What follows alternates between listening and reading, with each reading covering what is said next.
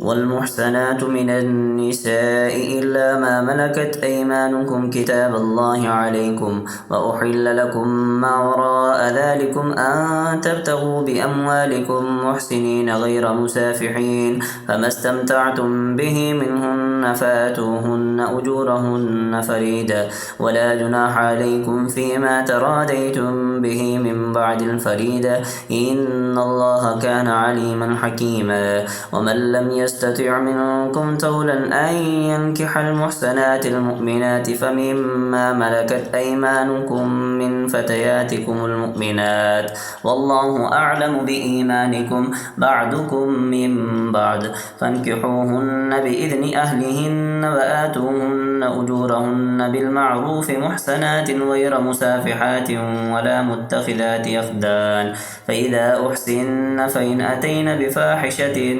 فعليهن نصف ما على المحسنات من العذاب ذلك لمن خشي العنة منكم وأن تصبروا خير لكم والله غفور رحيم يريد الله ليبين لكم ويهديكم سنن الذين من قبلكم ويتوب عليكم والله عليم حكيم والله يريد أن يتوب عليكم ويريد الذين يتبعون الشهوات أن تميلوا ميلا عظيما يريد الله أن يخفف عنكم وخلق الإنسان ضعيفا يا أيها الذين آمنوا لا تأكلوا أموالكم بينكم بالباطل إلا أن تكون تجارة عن تراض منكم ولا تقتلوا أنفسكم إن الله كان بكم رحيما ومن يفعل ذلك عدوانا وظلما فسوف نسليه نارا وكان ذلك على الله يسيرا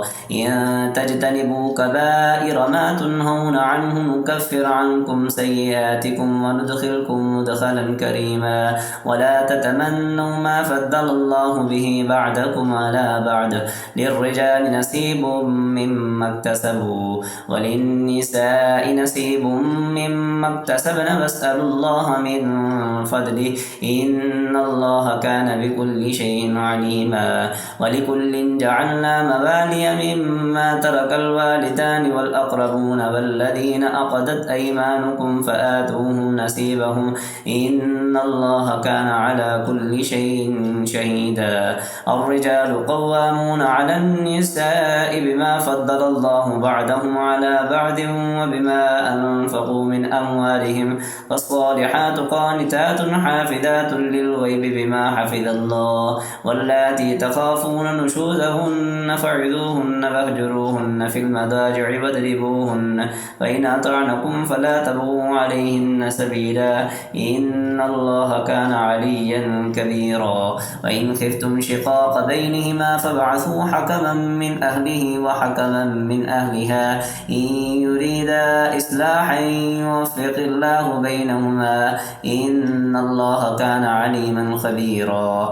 واعبدوا الله ولا تشركوا به شيئا وبالوالدين إحسانا وبذي القربى واليتامى والمساكين والجار ذي القربى والجار الجنب والصاحب بالجنب وابن السبيل وما ملكت أيمانكم إن الله لا يحب من كان مختالا فخورا الذين يبخلون ويأمرون الناس بالبخل ويكتمون ما آتاهم الله من فضله وأعتدنا للكافرين عذابا مهينا والذين ينفقون أموالهم رئاء الناس ولا يؤمنون بالله ولا باليوم الآخر ومن يكن الشيطان له قرينا فساء قرينا وماذا عليهم لو آمنوا بالله واليوم الآخر وأنفقوا مما رزقهم الله وكان الله بهم عليما إن الله لا يظلم مثقال ذرة وإن تك حسنة يضاعفها ويؤت من لدنه أجرا عظيما فكيف إذا جئنا من كل أمة بشهيد وجئنا بك على هؤلاء شهيدا يومئذ يود الذين كفروا وعصوا الرسول لو تسوى بهم الأرض ولا يكتمون الله حديثا يا أيها الذين آمنوا لا تقربوا الصلاة وأنتم سكارى حتى تعلموا ما تقولون ولا جنبا إلا عابري سبيل حتى تغتسلوا وإن كنتم مرضى أو على سفر أو جاء أحد منكم من الغائط أو لامستم النساء فلم تجدوا ماء فتيمموا صعيدا طيبا فامسحوا بوجوهكم وأيديكم إن الله كان عفوا غفورا ألم تر إلى الذين أوتوا نصيبا من الكتاب يشترون الضلالة ويريدون أن تضلوا السبيل والله أعلم بأعدائكم وكفى بالله وليا وكفى بالله نصيرا من الذين هادوا يحرفون الكلم عن مبادعه ويقولون سمعنا وعصينا فاسمع غير مسمع ورائنا ليا بألسنتهم وطعنا في الدين ولو أنهم قالوا سمعنا وأطعنا واسمع وانظرنا لكان خيرا لهم وأقوم ولكن لعنهم الله بكفرهم فلا يؤمنون إلا قليلا يا أيها الذين أوتوا الكتاب آمنوا بما نزلنا مصدقا لما معكم من قبل أن نتبس وجوها فنردها على أدبارها أو نلعنهم كما لعنا أصحاب السبت وكان أمر الله مفعولا إن الله لا يغفر أن يشرك به ويغفر ما دون ذلك لمن يشاء ومن يشرك بالله فقد افترى إثما عظيما ألم تر إلى الذين يزكون أنفسهم بل الله يزكي من يشاء ولا يظلمون فتيلا انظر كيف يفترون على الله الكذب وكفى به إثما مبينا ألم تر إلى الذين أوتوا نصيبا من الكتاب يؤمنون بالجبت والطاغوت ويقولون للذين كفروا هؤلاء أهدى من الذين آمنوا سبيلا أولئك الذين لعنهم الله ومن يلعن الله فلن تجد له نصيرا أم لهم نصيب من الملك فإذا لا يؤتون الناس نقيرا أم يحسدون الناس على ما آتاهم الله من فضله فقد آتينا آل إبراهيم الكتاب والحكمة وآتيناهم ملكا عظيما فمنهم من آمن به ومنهم من صد عنه وكفى بجهنم سعيرا إن الذين كفروا بآياتنا سوف نسليهم نارا كلما نضجت جلودهم بدلناهم جلودا غيرها ليذوقوا العذاب إن الله كان عزيزا حكيما والذين آمنوا وعملوا الصالحات سندخلهم جنات تجري من تحتها الأنهار خالدين فيها أبدا لهم فيها أزواج مطهرة وندخلهم ذلا ذليلا إن الله يأمركم أن تؤدوا الأمانات إلى أهلها وإذا حكمتم بين الناس أن تحكموا بالعدل إن الله نعم ما يعدكم به إن الله كان سميعا بصيرا يا أيها الذين آمنوا أطيعوا الله وأطيعوا الرسول وأولي الأمر منكم فإن تنازعتم في شيء فردوه إلى الله والرسول إن كنتم تؤمنون بالله واليوم الآخر ذلك خير وأحسن تأويلا ألم تر إلى الذين يزعمون أنهم آمنوا بما أنزل إليك وما أنزل من قبلك يريدون أن يتحاكموا إلى الطاغوت وقد أمروا أن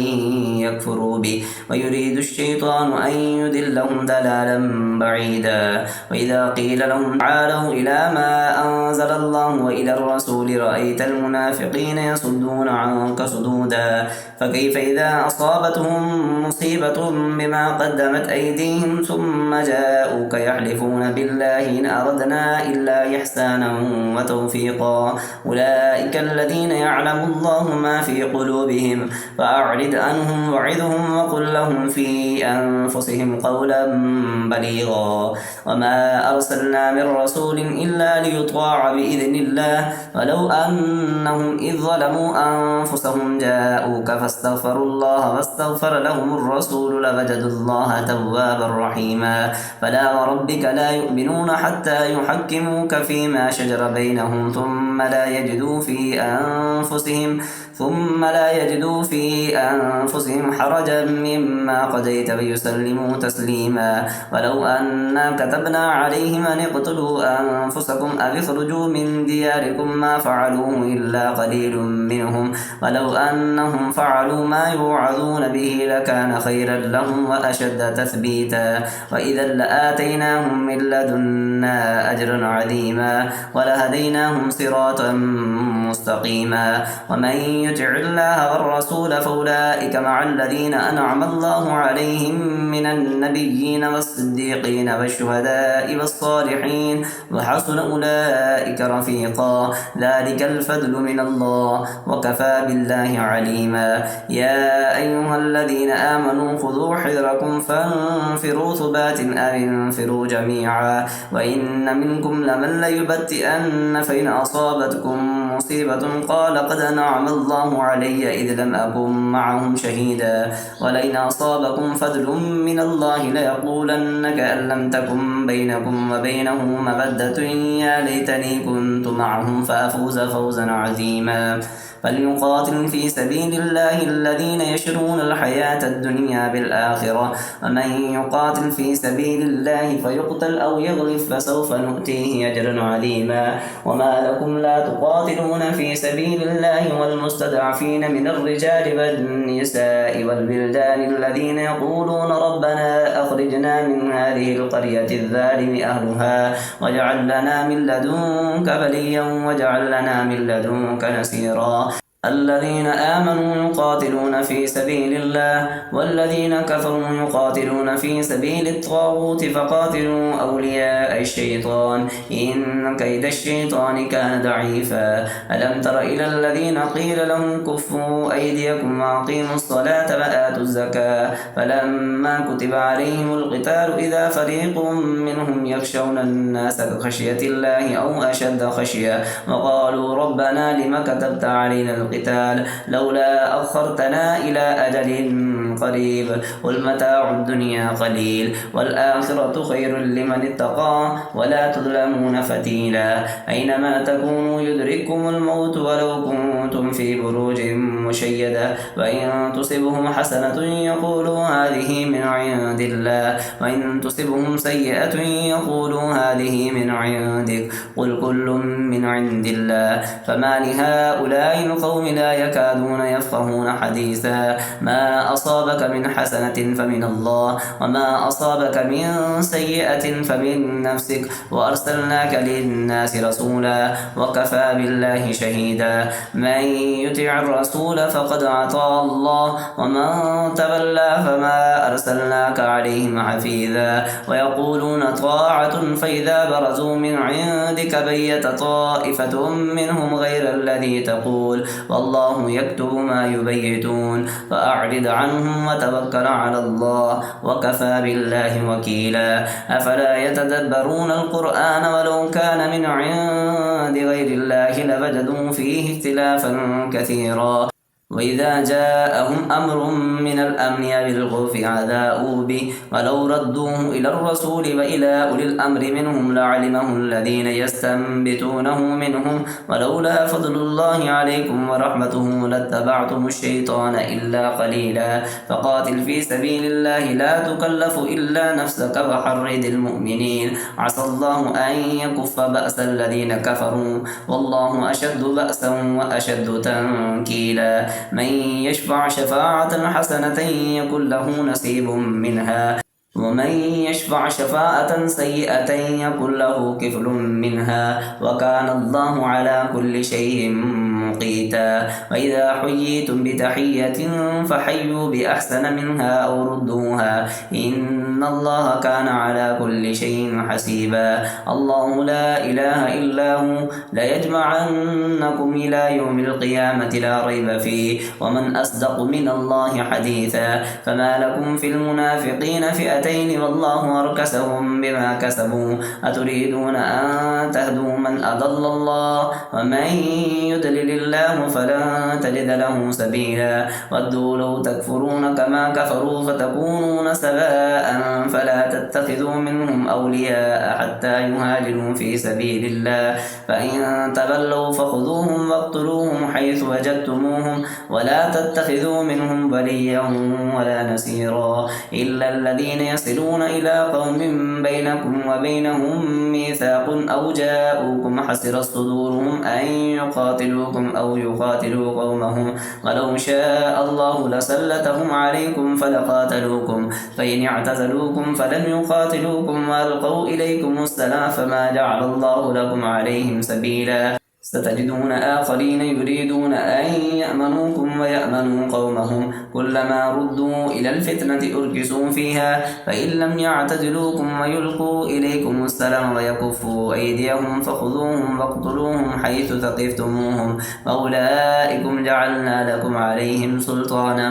مبينا وما كان لمؤمن أن يقتل مؤمنا إلا خطأ ومن قتل مؤمنا خطأ فتحرير رقبة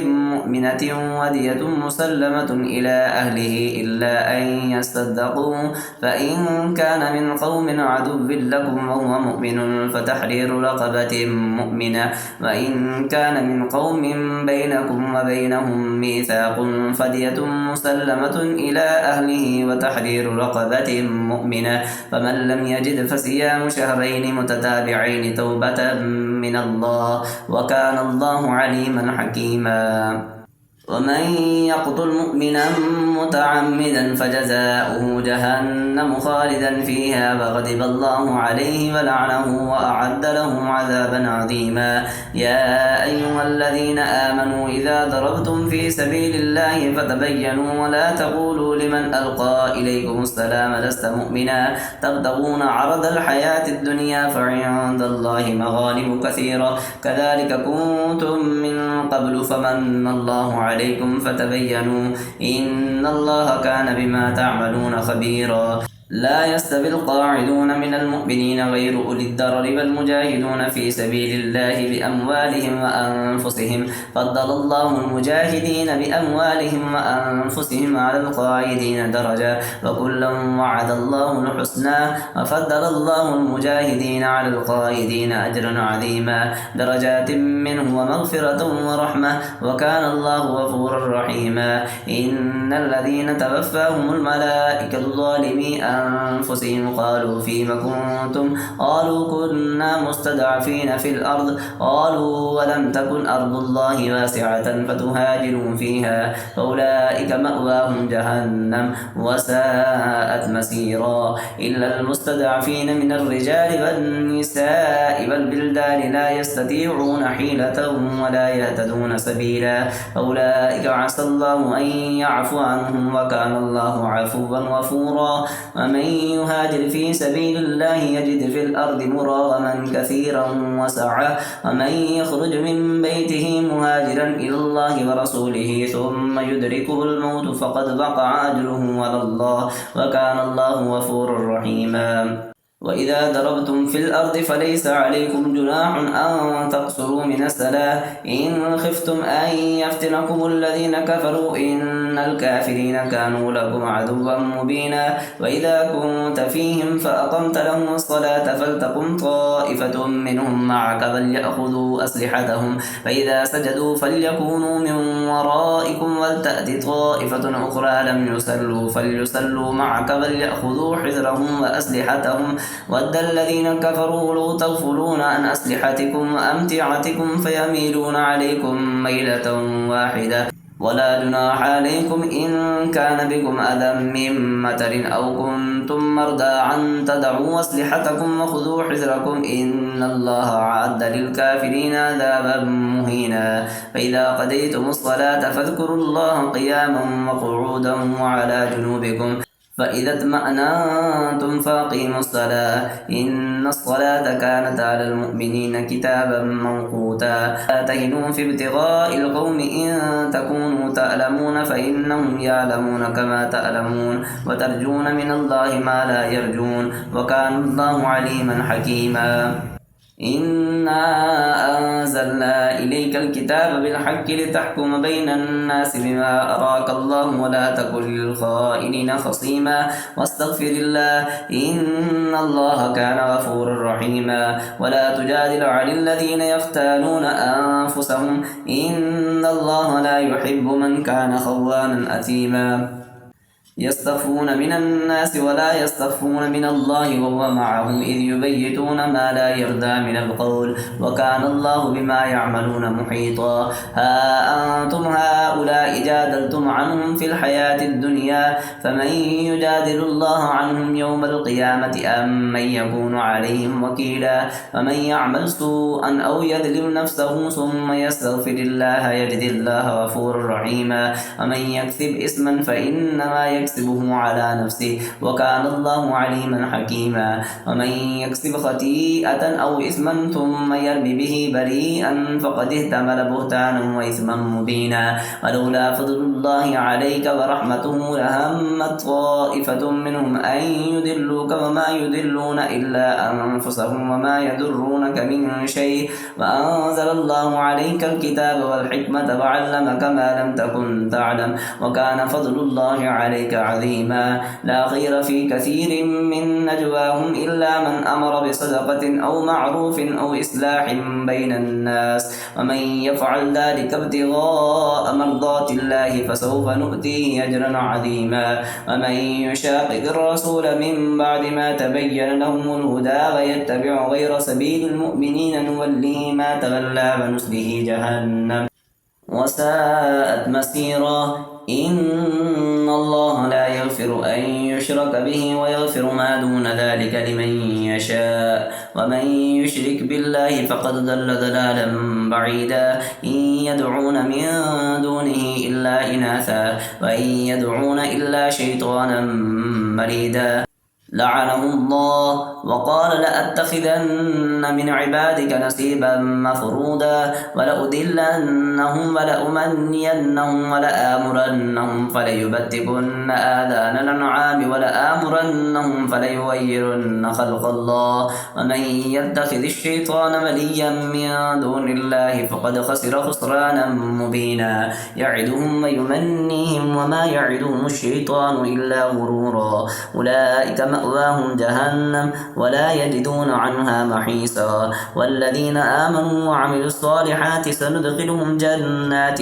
تجري من تحتها الأنهار خالدين فيها أبدا وعد الله حقا ومن أصدق من الله قيلا ليس بأمانيكم ولا أماني أهل الكتاب من يعمل سوءا يجز به ولا يجد له من دون الله وليا ولا نصيرا ومن يعمل من الصالحات من ذكر أو أنثى وهو مؤمن فأولئك يدخلون الجنة ولا يظلمون نقيرا ومن أحسن دينا ممن أسلم وجهه لله وهو محسن واتبع ملة إبراهيم حنيفا واتخذ الله إبراهيم خليلا ولله ما في السماوات وما في الأرض وكان الله بكل شيء محيطا ويستفتونك في النساء قل الله يفتيكم فيهن وما يتلى عليكم في الكتاب في يتامى النساء اللاتي لا تؤتونهن ما كتب لهن وترغبون أن تنكحوهن والمستضعفين من الولدان وأن تقوموا لليتامى بالقسط وما تفعلوا من خير فإن الله كان به عليما وإن امرأة خافت من بعلها نشوزا أو إعراضا فلا جناح عليه أن يصلحا بينهما صلحا والصلح خير وأحضرت الأنفس الشح وإن تحسنوا وتتقوا فإن الله كان بما تعملون خبيرا ولن تستطيعوا أن تعدلوا بين النساء ولو حرصتم فلا تميلوا كل الميل فتذروها كالمعلقة وإن تصلحوا وتتقوا فإن الله كان غفورا رحيما وإن يتفرقا يغني الله كل كلا من سعته وكان الله واسعا حكيما ولله ما في السماوات وما في الأرض ولقد وصينا الذين أوتوا الكتاب من قبلكم وإياكم أن اتقوا الله وإن تكفروا فإن لله ما في السماوات وما في الأرض وكان الله وليا حميدا ولله ما في السماوات وما في الأرض وكفى بالله وكيلا إن يشأ يذهبكم أيها الناس ويأتي بآخرين وكان الله على ذلك قديرا من كان يريد ثواب الدنيا فعند الله ثواب الدنيا والآخرة وكان الله سميعا بصيرا يا أيها الذين آمنوا كونوا قوامين بالقسط شهداء لله ولو على أنفسكم بالوالدين والأقربين إن يكن غنيا أو فقيرا فالله أولى بهما فلا تتبعوا الهوى أن تعدلوا وإن تلبوا أو تعرضوا فإن الله كان بما تعملون خبيرا يا أيها الذين آمنوا بالله ورسوله والكتاب الذي نزل على رسوله والكتاب الذي أنزل من قبل ومن يكفر بالله وملائكته وكتبه ورسله واليوم الآخر فقد ضل ضلالا بعيدا إن الذين آمنوا ثم كفروا ثم آمنوا ثم كفروا ثم ازدادوا كفرا لم يكن الله ليغفر لهم ولا ليهديهم سبيلا بشر المنافقين بأن لهم عذابا أليما الذين يتخذون الكافرين أولياء من دون المؤمنين أيبتغون عندهم العزة فإن العزة لله جميعا وقد نزل عليكم في الكتاب أن إذا سمعتم آيات الله يكفر بها ويستهزأ بها فلا تقعدوا معهم حتى يخوضوا في حديث غيره إنكم إذا مثلهم إن الله جامع المنافقين والكافرين في جهنم جميعا الذين يتربصون بكم فإن كان لكم فتح من الله قالوا ولم نكن معكم وإن كان للكافرين نصيب قالوا ولم نستحوذ عليكم ونمنعكم من المؤمنين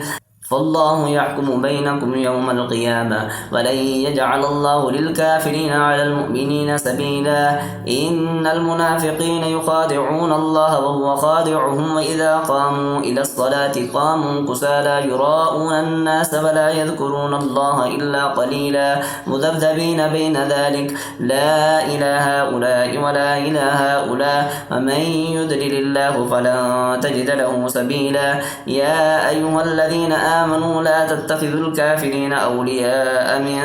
دون المؤمنين أتريدون أن تجعلوا لله عليكم سلطانا مبينا إن المنافقين في الدرك الأسفل من النار ولن تجد لهم نصيرا إلا الذين تابوا وأصلحوا واعتصموا بالله واخلصوا دينهم لله فأولئك مع المؤمنين وسوف يؤتي الله المؤمنين أجرا عظيما ما يفعل الله بعذابكم إن شكرتم وآمنتم وكان الله شاكرا عليما